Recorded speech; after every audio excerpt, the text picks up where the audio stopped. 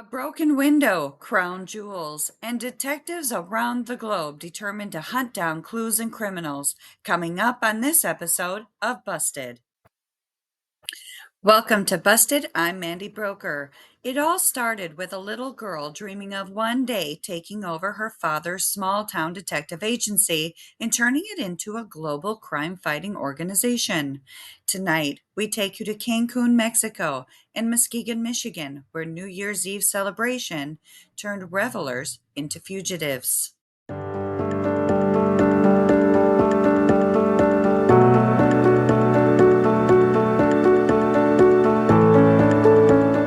I was just walking to work, and when I got there, I noticed that a window was broken.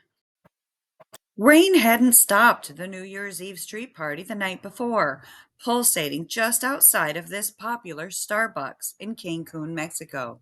We had stayed open late because a lot of people didn't want to go back out into the rain, but eventually our manager had said enough was enough. We had to close.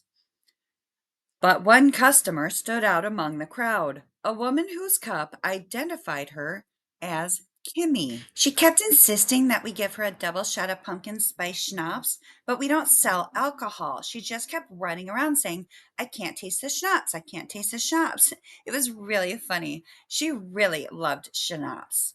The police didn't have time to investigate since nothing was technically stolen. They simply told me to call my insurance company. Instead, I had heard about an agency in the US, somewhere in Michigan, who was known for solving crimes. So I reached out to them. A couple of days later, I met Detective Andra. That agency? The Investigating Detective Agency. Immediately, they found a cup with Kimmy's name, a lipstick stain, and a matching lipstick on a chewed pencil found at the scene. I do remember that she was wearing a blonde wig and had an unnatural passion for pumpkin spice and schnapps. Detective Andress said that the woman was found still wearing the wig and her New Year's shawl at the airport, trying to fly back to the United States. It was a crime of passion that led the woman to breaking into Starbucks after it had closed on New Year's Eve in Cancun, Mexico, a case easily solved by a skilled detective, Agent Andra.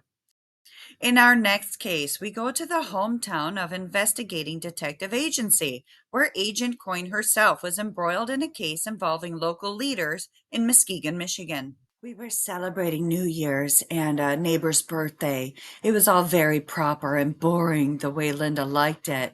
She was recently married to the judge and wanted people to see her as a lady and not the 19-year-old trophy wife we actually saw her as. The dinner party consisted of the judge, his new bride, the local sheriff, and influential neighbors.